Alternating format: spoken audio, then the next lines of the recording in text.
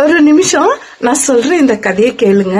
பிடிச்சிருந்துச்சுன்னா கண்டிப்பா ஷேர் பண்ணுங்க, கமெண்ட் பண்ணுங்க அண்ட் ஃபாலோ பண்ணிக்கங்க. என்ன, ஒரு ஊர் இருந்துச்சுங்க. அந்த ஊர்ல ஒரு வித்தியாசமான கலாச்சாரம் இருந்துச்சுங்க. அது என்னன்னா, யார் வேணா ராஜா ஆகலாம். 5 வருஷத்துக்கு ஒரு ராஜா மாறுவாங்க. அந்த 5 வருஷம் வரைக்கும் அந்த ராஜா ஏகபோக வசதியோட இருப்பாரு. 5வது வருஷம் அந்த ராஜாவை காட்டுக்கு அனுப்பிடுவாங்க. இப்படியே நடந்துட்டு இருக்கு. 5 வருஷத்துக்கு ஒரு ராஜா ஆகிறதும், போகும்போது அழுதுட்டு ரொம்ப கஷ்டப்பட்டுட்டு அந்த ராஜா போறதும் இப்படியே இருக்கு. ஒரு முறை ஒரு நல்ல ஒரு இளமையான ஒரு ராஜா தேர்ந்தெடுக்கப்படுறாரு. அவர்கிட்ட ஆட்சியை கொடுக்கறாங்க. அவர் ஃபர்ஸ்ட் என்ன பண்ணாரு, முதல் வருஷம் வேட்டையாடுவாங்க இல்லையா விலங்குகள் எல்லாம், அவங்கள காட்டுக்கு அனுப்புறாரு. அனுப்பி அந்த ஒரு வருஷம் ஃபுல்லா அங்க இருக்கிற எல்லா விலங்குகளையும் வேட்டையாடுறாங்க.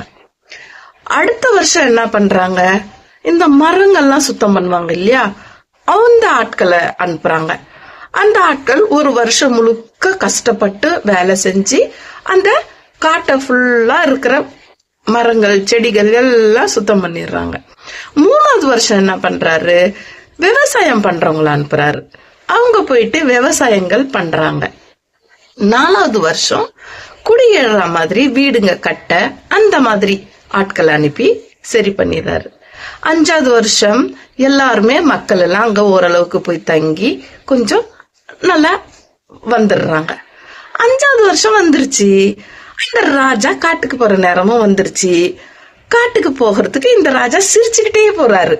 ஏன்னா காட்டை இவர் ஒரு நாடா மாறிட்டாரு. அங்க போய் இவர் ஆட்சி பண்ண போறாரு. சரிங்களா? இது என்னங்க, இது என்ன ஒரு கதையா அப்படின்னு நினைக்காதீங்க. நம்ம வாழ்க்கையில இந்த மாதிரி 5 வருடம் அந்த மாதிரி நமக்கு ஒரு 5 ஸ்டேஜ் இருக்கு.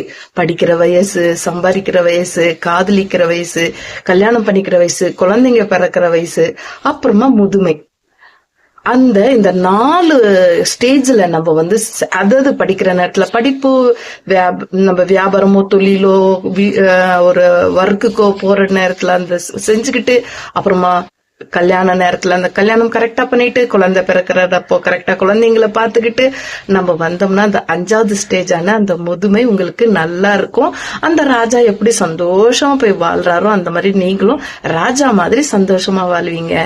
மத்த ராஜாக்கள் அழுதுகிட்டு போனாங்கன்னா அந்த முதுமையை நினைச்சு அழுதுட்டு போனாங்க. நீங்க முதுமையை நினைச்சு அழுக வேண்டாம். இந்த நேரத்துல இந்த காலத்தை ஒரு நொடி, ஒரு நிமிஷம், ஒரு அவரையும் நீங்க சேமிச்சு உங்களுக்கு பயனுள்ளதா ஏதோ படிக்கிறதோ ஆக்கப்பூர்வமாக பயன்படுத்தி கொண்டு அல்லாஹ் கிட்ட துவா செய்து நீங்களும் வெற்றி அடையணும்னு இந்த அத்தம்மாவுடைய வாழ்த்துக்கள். உங்களுக்கு பிடிச்சிருந்துச்சுன்னா ஷேர் பண்ணுங்க, ஃபாலோ பண்ணுங்க. அத்தம்மாக்கு கமெண்ட் கண்டிப்பா பண்ணுங்கப்பா. நிறைய பேர் கமெண்ட் பண்ணாம பாக்குறீங்க. உங்க ஒவ்வொரு கமெண்ட்டும் எனக்கு ரொம்ப ரொம்ப முக்கியம். என்ன தளர விடாம பண்றது உங்களுடைய கமெண்ட்டுங்கள் மட்டும்தான். நான் ரொம்ப போராட்டத்துக்கு பிறகு நான் இதுல இருக்கேன்.